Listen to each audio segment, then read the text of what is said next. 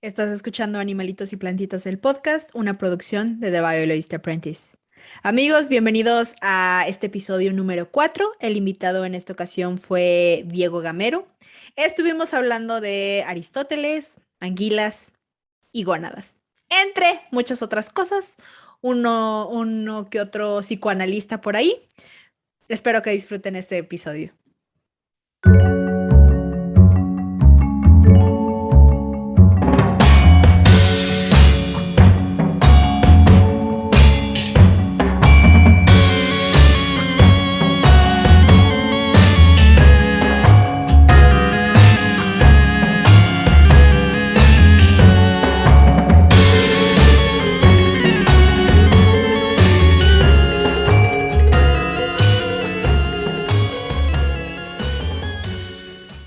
Hola, soy Sofía Villalpando y estás escuchando Animalitos y Plantitas, el podcast, en donde en cada episodio descubriremos la historia de algún animalito, una plantita, un honguito, un insectito o de cualquier organismo vivo.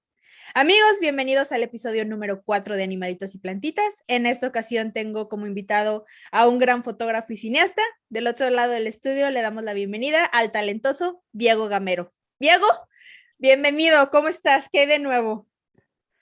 Muchas gracias, Sofía. Muy emocionado porque me invitaste a formar parte de este proyecto y aquí contento de poder hablar de animalitos y plantitas, pero bueno, en esta vez animalitos.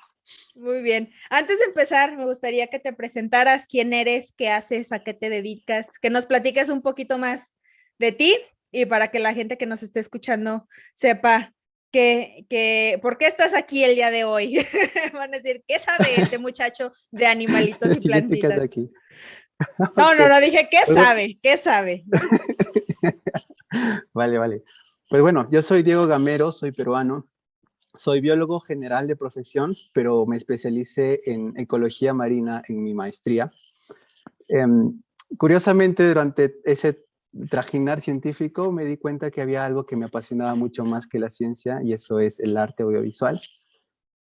Haciendo una estancia de investigación para empezar un doctorado que quería hacer en ese momento, me di cuenta que la fotografía me apasionaba y ahí fue cuando di un giro enorme a mi carrera y a dedicarme a capturar la belleza de la naturaleza a través del lente y eso después se transformó en el amor por hacer videos y actualmente me dedico a, bueno, mi más grande sueño es hacer que a través del arte audiovisual las personas se puedan enamorar de la naturaleza, transmitirles sentimientos y una vez que se hayan enamorado, pues es un pasito hacia apostar por la conservación, ¿no? Entonces, eso es lo que yo busco.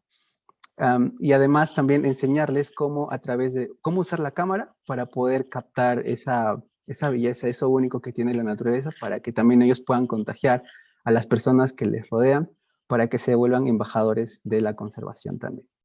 Muy bien, Diego. Me Pues encanta. fíjate que el día de hoy te tengo una historia que diría yo, qué interesante, pero además de interesante es muy curiosa porque tiene absolutamente de todo. Tiene drama, tiene intriga, es más, hasta novela mexicana parece.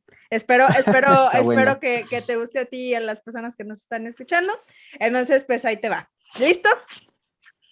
Listo, Muy listo. bien. A darle. A lo largo de los siglos se ha intentado develar el misterio sobre cómo se reproducen las anguilas.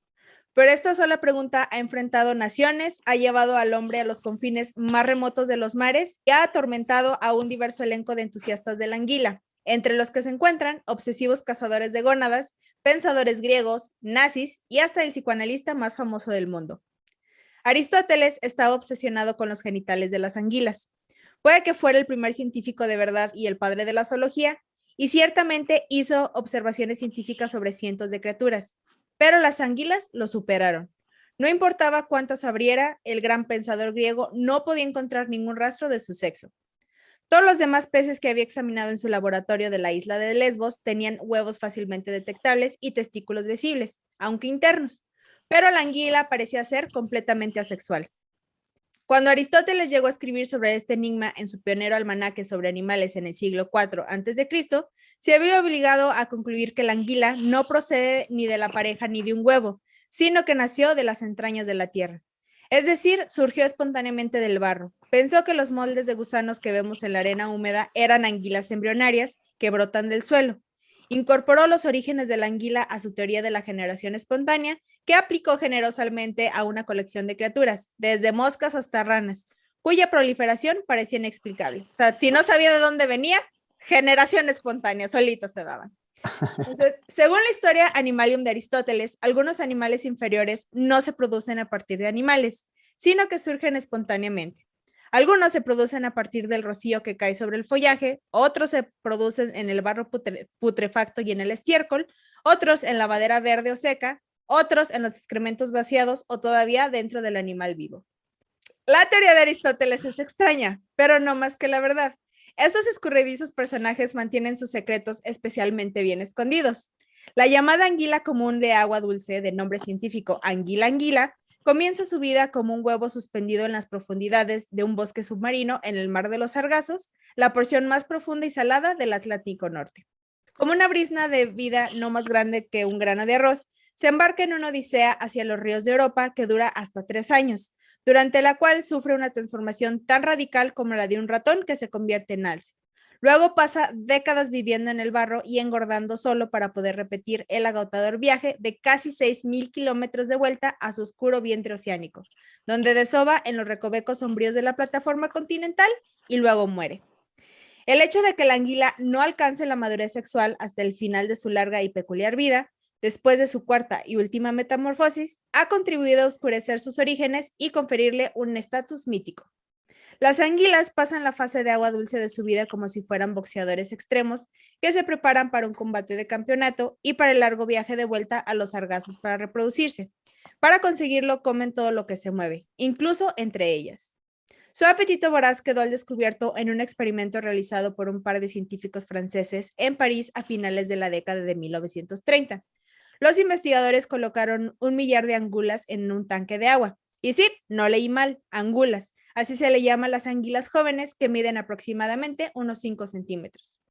Los peces fueron alimentados diariamente, pero aún así, un año después solo quedaron 71 anguilas, ahora 3 veces más largas. Otros 3 meses después, tras la que un periodista local relató como escenas diarias de canibalismo, quedó una campeona, una hembra de 30 centímetros de longitud. Vivió 4 años más por sí sola hasta que fue eliminada accidentalmente por los nazis, que le cortaron inadvertidamente el suministro de gusanos durante su ocupación de París. Esta historia habría escandalizado a las generaciones anteriores de naturalistas que creían que la anguila era vegetariana benigna con una debilidad particular por los guisantes.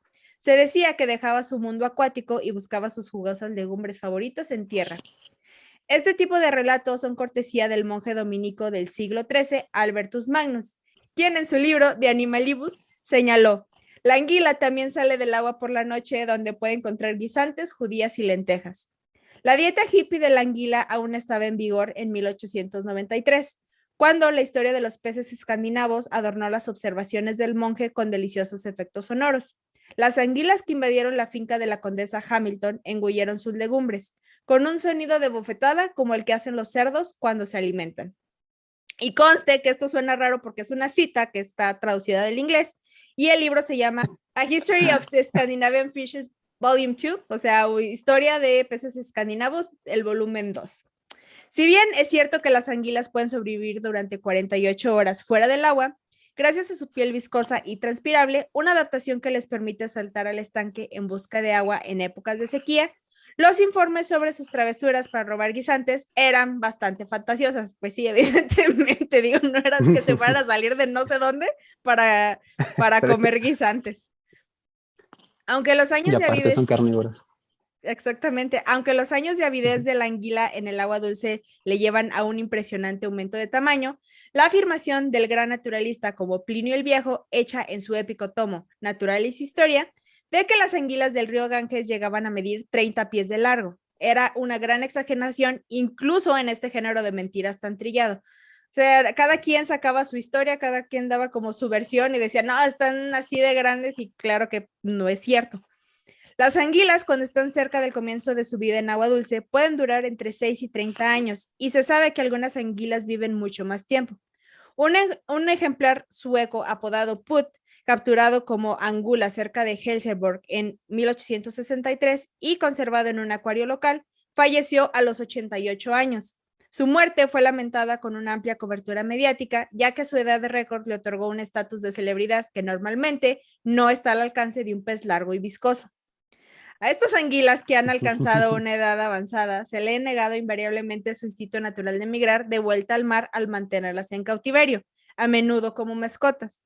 Una anguila puede parecer una elección poco convencional como animal de compañía, pero se dice que el orador romano Quinto Hortensio lloró la muerte de la suya, a la que mantuvo durante mucho tiempo y a la que amó muchísimo.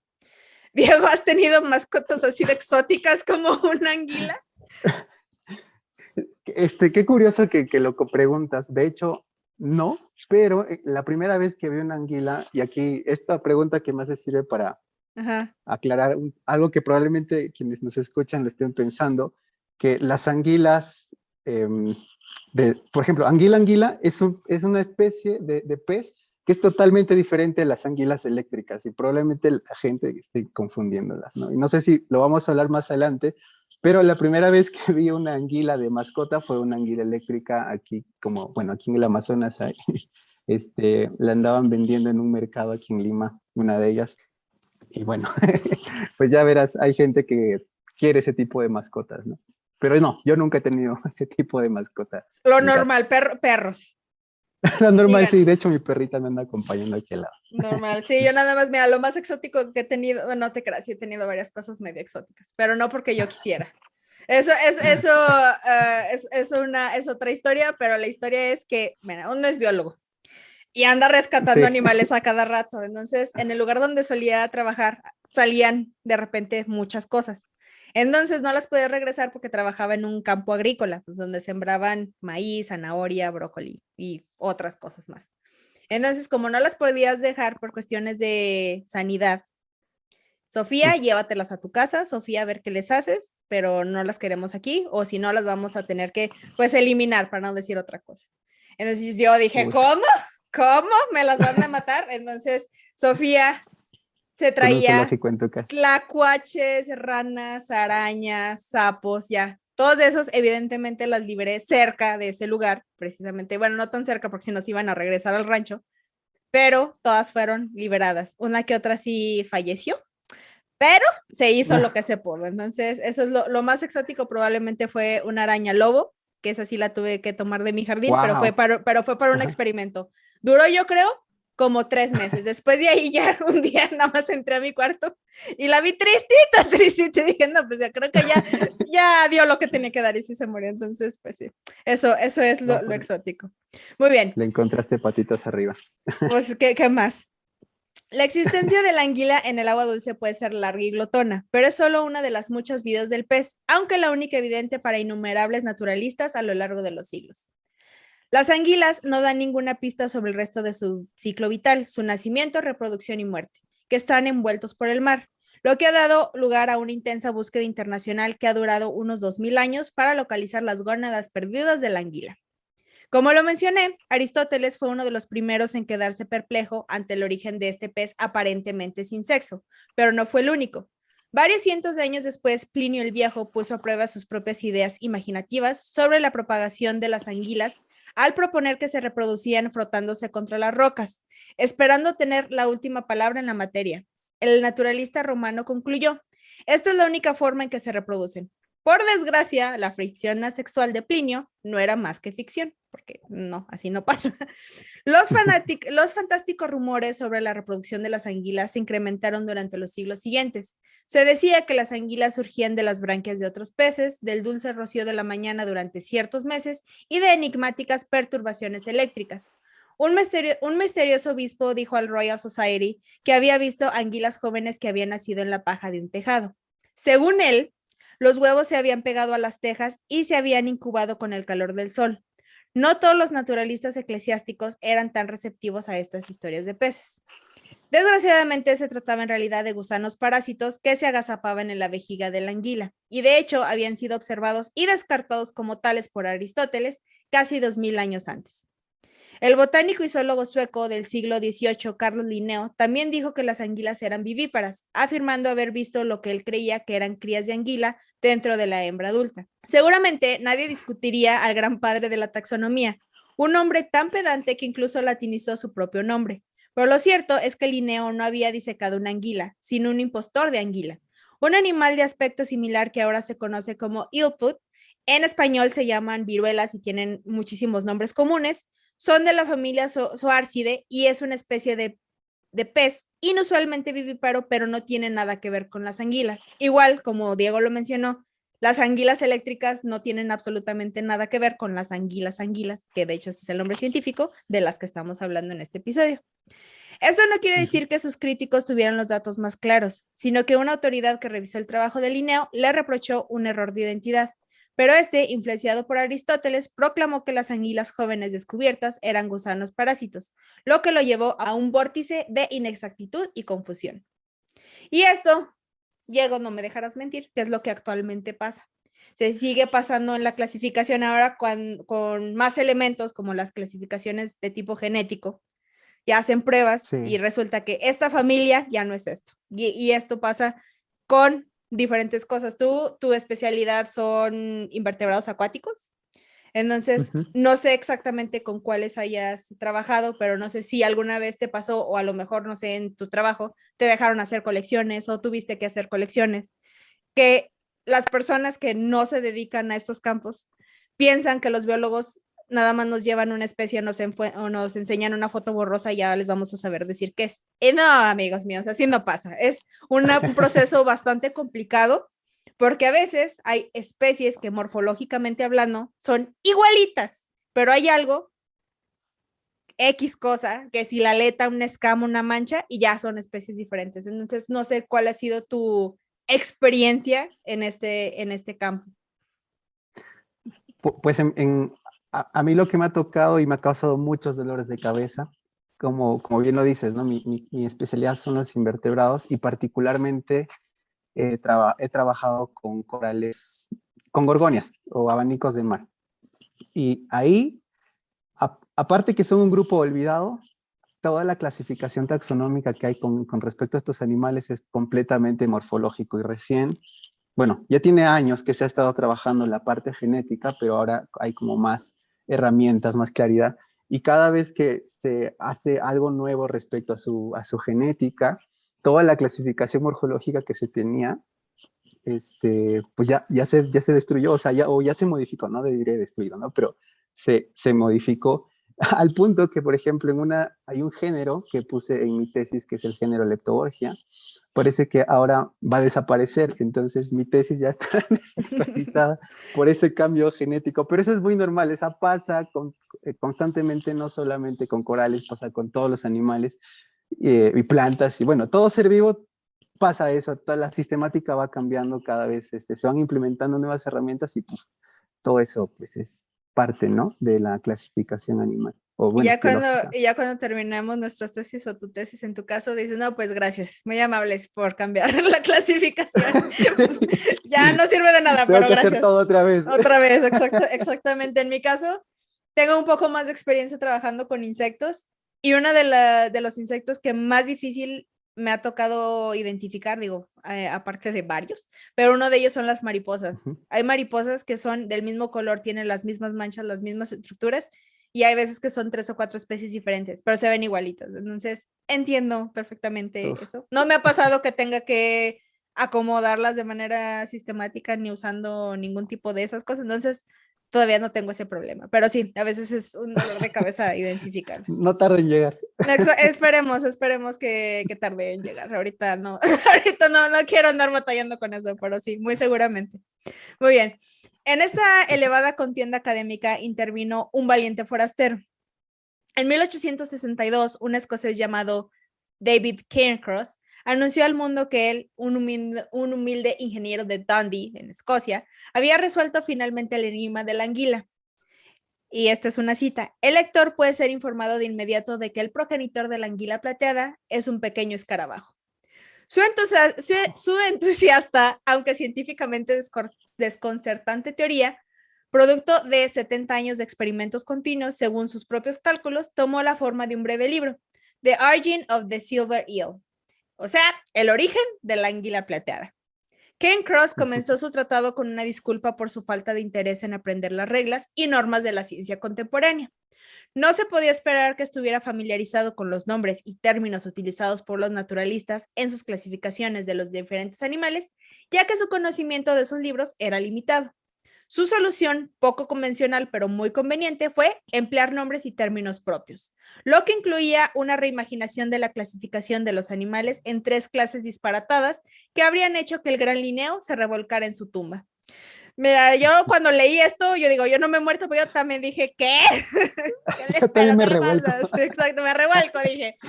Qué loco. Lo siguiente que te voy a platicar es totalmente muy gracioso, pero ahí les va. Es que tienes que juzgar por ti mismo. Okay. La historia de Cairncross comienza a la tierna edad de 10 años, cuando el curioso muchacho observó una serie de anguilas pilosas, un término que él se inventó, en un desagüe abierto. ¿De dónde pueden venir? Él se preguntaba.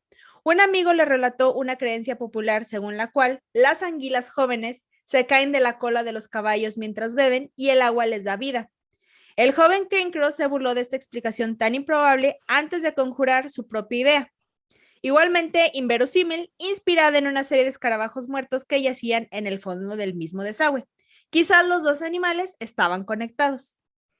Este drama en miniatura basado en el drenaje persiguió al escocés durante 2 décadas. Entonces, un verano, el Cairncross adulto vio un escarabajo de aspecto familiar en su jardín de Dundee.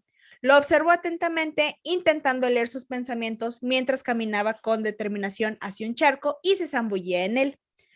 No se sabe cómo llegó a su diagnóstico del estado mental del escarabajo, pero la única ilustración del libro proporciona al lector una valiosa ayuda para comprender el siguiente movimiento extraordinario del insecto titulado El escarabajo en el acto de parir.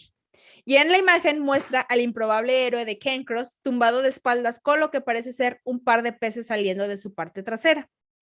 El escarabajo, según el escocés, estaba dando a luz a 2 peces. Este fue el momento eureka para Cairncross. A partir de entonces se dedicó a profundizar en su investigación, abriendo escarabajos, extrayendo anguilas pilosas y manteniéndolos vivos durante varios periodos de tiempo, aunque bastante limitados. Admitió libremente que su teoría puede parecer extraña, pero se tranquilizó observando el comportamiento de los miembros del reino vegetal. Si una especie de árbol puede injertarse en otra, ¿no podría, pues, el gran jardinero creador injertar una naturaleza extraña en la de un insecto?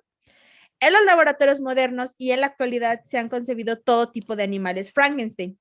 Se han injertado orejas humanas en ratones y se han creado peces que brillan en la oscuridad con genes de medusa.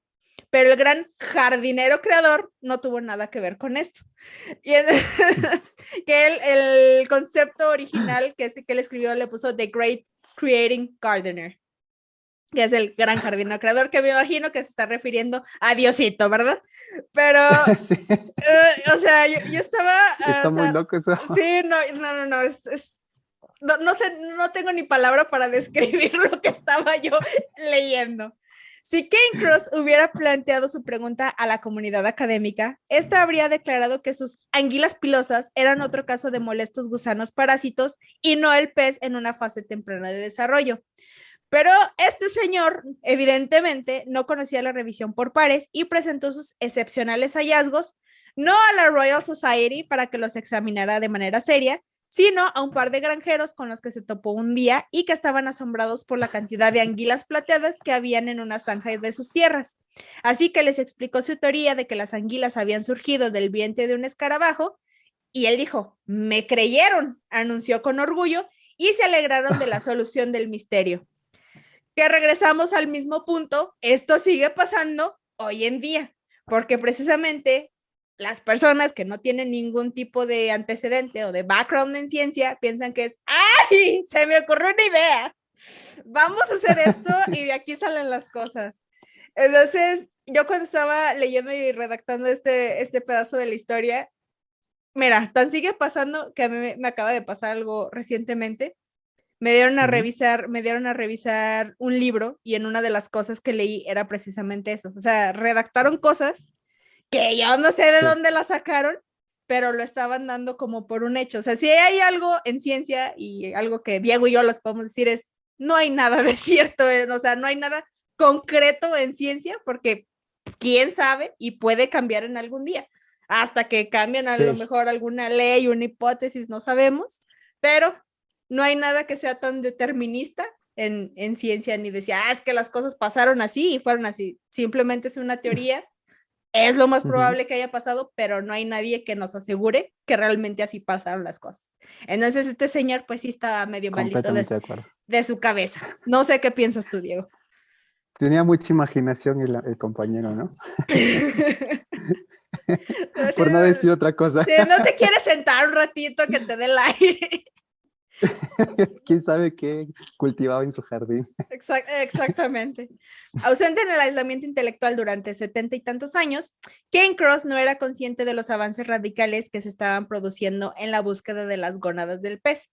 Lejos de Dundee, la intelectualidad científica europea estaba atrapada por la cuestión de la anguila y estaba a punto de alcanzar una especie de clímax. Lideraban aquel esfuerzo los italianos que emprendieron la búsqueda de los ausentes órganos sexuales de la anguila como un insólito motivo de orgullo cívico para su atribulada nación. Los italianos habían cultivado una larga relación con las anguilas que se basaba fundamentalmente en comérselas. Pero esa es otra historia, porque parte de lo que sigue es cómo se preparan las anguilas y qué salsas le puedes poner y cómo se ponen con aceite. Pero eso ahorita pues no nos interesa tanto esa parte de la historia. Los científicos italianos hicieron de todo, pero los testículos de la anguila seguían sin aparecer. Y tampoco se tenía todavía una idea mínimamente clara de cómo se reproducía este enigmático pez. Tal vez por ello la misión de completar el rompecabezas genital de la anguila recayó en un candidato bastante insólito, un joven y ambicioso estudiante de medicina que más tarde llegaría a la fama localizando el lugar donde reside el deseo, no solo en las anguilas, sino en los seres humanos. Este personaje se llamaba Sigmund Freud.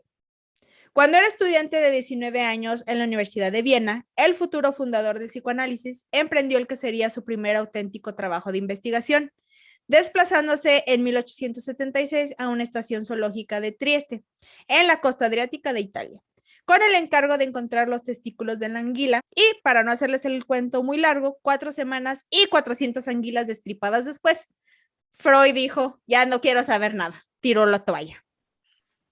2 décadas más tarde, una solitaria anguila macho reveló finalmente sus partes íntimas. El joven biólogo que tuvo la fortuna de conocer a aquel ejemplar fue el italiano Giovanni Grassi, que capturó el pez cuyos órganos sexuales estaban hinchados de esperma, nadando en la costa de Sicilia.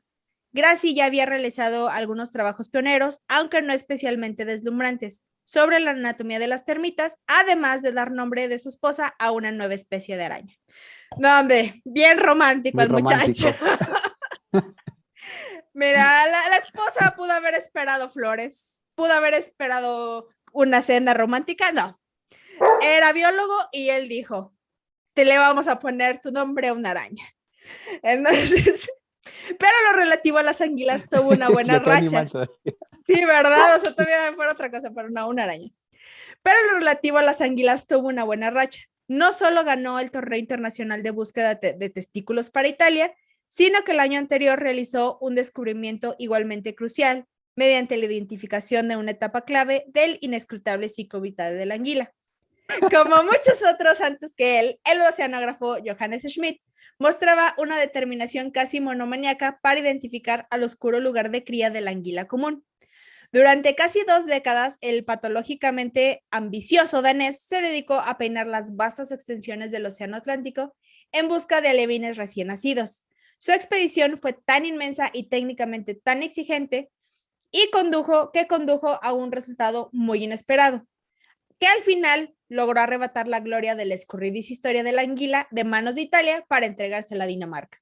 El danés se obsesionó con la localización del verdadero origen de la anguila, superando en su obsesión incluso a los otros fanáticos de esta criatura, Aristóteles, Cairncross, Freud o Grassi, que se habían dejado cautivar por ella antes que él. Por suerte para el tenaz científico, el año anterior se había comprometido felizmente con la heredera del fabricante de cerveza Carlsberg, probablemente la mejor cervecera del mundo con la que podía asociarse un aspirante cazador de leptocéfalos, dado que la empresa era muy conocida por sus generosas donaciones para la investigación marina. Hasta tenemos una empresa muy grande de cervezas que está incluida en esta historia. El 12 de abril de 1921 se produjo un importante avance en el sur del Mar de los Sargazos, cuando Schmidt capturó las larvas más diminutas que había visto hasta entonces, leptocéfalos de solo 5 milímetros, que él supuso que no tenían más de 1 o 2 días de vida. Después de casi 2 décadas de búsqueda, parecía que la investigación del danés finalmente estaba a punto de terminar. Por fin podría proclamar con plena confianza: aquí está el lugar de cría de la anguila. Y era un resultado sorprendente. Hasta el propio Schmidt se sintió impresionado por la importancia de su descubrimiento. Casi un siglo después, nuestra comprensión del ciclo vital de la anguila sigue siendo poco más que una costosa conjetura. A pesar de los miles de millones de dólares y lo mejor de la tecnología moderna, nunca se ha podido seguir a ningún adulto de anguila en su viaje desde los ríos de Europa hasta el Mar de los Sargazos. Tampoco se ha observado ninguna apareándose en la naturaleza y nunca se han encontrado huevos. Se han montado expediciones modernas para intentar rastrear anguilas adultas con un sonar. Los investigadores han seguido sus rastros hasta las profundidades marinas a través del Atlántico, pero no tienen forma de saber si en realidad están persiguiendo al pez correcto o solo algo que tiene apariencia de serlo. Otros investigadores han colocado cientos de anguilas con marcas satelitales de última generación. Desgraciadamente, muchas de estas costosas marcas han acabado dentro de los estómagos de tiburones y ballenas, y su señal ha transmitido incesantemente datos a unos científicos cada vez más desconcertados, mientras los depredadores viajan por el océano, lejos de los hábitats habituales de las anguilas. Parte del problema también es la extraña naturaleza del propio sargazo. El Mar de los Sargazos tiene una profundidad impresionante, más de 6 kilómetros en algunos puntos, donde se han formado abismos submarinos en la plataforma continental. Se cree que la anguila europea, una especie antigua de más de 40 millones de años, empezó a reproducirse en esta fosa marina profunda cuando los continentes de Europa y América estaban muchísimo más cerca. A medida que los continentes se separaban, la anguila se veía obligada a migrar cada vez más lejos para volver al lugar de nacimiento. Sin embargo, hoy en día las poblaciones mundiales de anguila están cayendo en picada, en algunos casos hasta 99%, debido a una combinación de sobrepesca, contaminación y otros inconvenientes medioambientales, como las enormes presas hidroeléctricas que bloquean sus ríos favoritos. La crisis mundial de la anguila ha hecho que muchas especies de agua dulce, que antes eran comunes, incluida la anguila europea, hayan sido incluidas en la lista roja de la Unión Internacional para la Conservación de la Naturaleza como especies en peligro de extinción, que están en un peligro crítico. Y no nada más las anguilas, me imagino que tú que trabajas con corales, vemos el problema que tienen con todo el blanqueamiento y todo lo demás, y también hay muchas especies que están incluidas en esta lista. Digo, tú sabrás más que yo, Diego, en ese tema. Sí, pues lamentablemente tenemos muchas especies que están en ese riesgo. Y no solo, bueno, se conoce más de los corales, digamos que duros, escleractíneos, porque se blanquean y son los más, digamos, más bonitos porque crean los arrecifes de coral. Pero también tenemos otros corales como los corales negros que también debido a su esqueleto y que con ellos se pueden crear piezas artísticas muy bonitas para adornar salas o bueno, lugares, también están en peligro crítico de extinción, ¿no? Y pues la lista es larga y se aplica en diferentes grupos de seres vivos, lamentablemente. Y seguramente y desgraciadamente no se va a detener hasta que tengamos muchas especies de las que conocemos, pues extintas. No, y nada más quería agregar que se vuelve más crítico, sobre todo en especies que tienen una ruta migratoria, como pasa con las anguilas, ¿no? Que van del río hasta el mar. Entonces, si queremos cuidarlas, también la extensión geográfica que se tiene que implementar para cuidar a esa especie, pues se vuelve como un reto, ¿no? Para poder, ¿cómo puedes garantizar que a la anguila no le va a pasar nada durante toda esa tremenda extensión geográfica que tiene, ¿no? Y así le pasa a muchas especies marinas y también terrestres, ¿no? Pues sí, todas las Eso es. especies que migran de un lugar a otro, ya sea para reproducirse o para conseguir, no sé, comida o X Ujú. cosa. No ha cambiado mucho en el siglo y pico transcurrido, solo que ahora el tiempo para descifrar el enigma de la anguila se está acabando. Era lo que digo, ya no tenemos mucho tiempo. Algunos expertos temen que la supervivencia de la anguila de agua dulce sea una mera lotería. Ganar depende de que haya una considerable población de anguilas que cada año logren hacer el viaje de vuelta al mar de los sargazos para mantener sus poblaciones oceánicas. De no aparecer un número de anguilas suficiente, puede que no se encuentren unas con otras y simplemente se ven engullidas por el vasto remolino de agua. Si eso ocurre, la anguila habrá logrado mantener el secreto de su vida sexual hasta su insondable tumba. Y esa es la historia sobre las anguilas. Ahí está, Diego, ¿qué te pareció? Padrísimo. Bueno, nada más, pues me gustaría agregar que a este tipo de especies que tienen esa migración de agua dulce a agua salada, se les conoce como especies catádromas. Eso como, pues nada más para agregar a toda la fascinante historia que ya contaste. Y algo más que quieras agregar, mira, tú aquí, tú expláyate, este es tu podcast, Diego. Bueno, algo que me gustó mucho, o sea, pensarlo, viéndolo en retrospectiva, ahora es como más, como fácil decir, ¿no? Una anguila, ahora se sabe que migra del río al mar, pero si nos remontáramos a esas épocas en donde vivía Aristóteles, ¿cómo alguien podía imaginar que algo de esa magnitud puede pasar con un animal y con varios seres vivos en la Tierra, ¿no? O sea, me parece que empezar a hacerse esas preguntas en esos tiempos era algo muy, muy loco de pensar, ¿no? Y gente con esa capacidad de pensar se me hace muy, no sé, muy interesante. Me gusta remontarme a esos tiempos e imaginar cómo era la investigación científica en aquellos entonces, ¿no? No, y aparte todo el tiempo que tuvo que pasar para que llegaran a las conclusiones que tenemos ahorita, desde Aristóteles hasta los nazis que fueron y quitaron unas anguilas que tenían ahí en cautiverio. Después pasamos por este señor de Dinamarca que se inventó su hipótesis de los escarabajos. El jardinero, ¿eh? Hasta otro cuate que dijo, no, sabes que yo voy a ir. Y también lo más curioso que hasta Sigmund Freud aparece en esta historia, que después sus Sí. descubrimientos los aplicó al ser humano, pero para mí es como muy impresionante ver la cantidad de personas, la cantidad de historias y seguramente hay muchísimo más historias. Esto obviamente lo resumí porque tenemos un tiempo para estos episodios, pero es muchísima la investigación seria y de tipo científico que se hace con diferentes cosas, ¿no? Ya sean especies de animalitos, especies de plantitas y en tu caso especies de coralitos. Y pues ya, Diego, ese es todo el episodio. Muchas gracias por acompañarme en él y platicar conmigo sobre anguilas, corales y gónadas. Entonces, recuerden que estos episodios los pueden escuchar en Spotify y en Apple Podcast y además no se olviden de checar los show notes, donde van a encontrar imágenes, notas, artículos y referencias de cada episodio. En las redes sociales, todo lo relacionado con animalitos y plantitas lo van a encontrar en The Biologist Apprentice. Facebook es ese nombre y en Instagram lo encuentran como The Biologista. A mí me encuentran como Sofía Biologista en redes sociales. Y a ti, Diego, redes sociales, página, canal, correo, paloma mensajera. Lo que sea que quieras. Perfecto, pues a mí me encuentran en mi canal de YouTube si quieren aprender de fotografía y filmación de naturaleza como Diego Gaú Films. Con ese mismo nombre me encuentran en Facebook, TikTok e Instagram. Está muy fácil. Y sí les pues, recomiendo muchas gracias por invitarme. No, de nada. Sí les recomiendo que se suscriban al canal de Diego porque tiene unos videos que están muy interesantes. Saco unas tomas padrísimas y la verdad es que sí van a aprender mucho. Yo un día fue muy gracioso porque un día yo estaba buscando cómo poner unas luces para un video que al final no terminé utilizando, pero me salió un video de Diego, entonces algo van a aprender, entonces suscríbanse. Y ya, eso fue todo. Yo soy Sofía Villalpando.